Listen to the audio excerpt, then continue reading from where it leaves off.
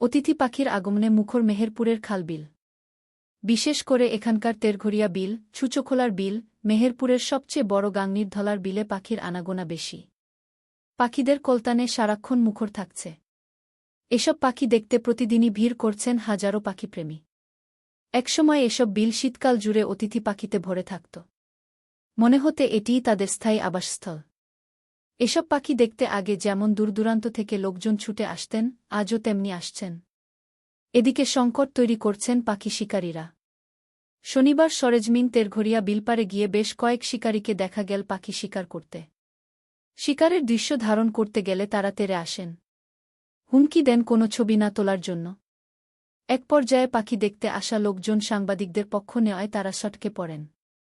পরিযায়ী পাখি হত্যার দায়ে দোষীকে সর্বোচ্চ 1 বছর কারাদণ্ড বা সর্বোচ্চ 1 লাখ টাকা অর্থদণ্ড অথবা উভয় দণ্ডে দণ্ডিত করার বিধান আছে। কিন্তু মেহেরপুরের খালবিলে অবাধে পাখি শিকারের বিষয়টি দেখার যেন কেউ নেই।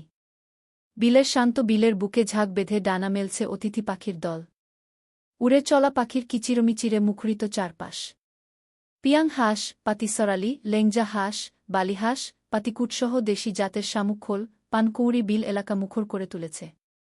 কিন্তু সংখ্যায় গত বছরের প্রায় অর্ধেক। এবারও মানিকচকসহ সাইবেরিয়ান বিভিন্ন অতিথি পাখি চোখে পড়ার মতো।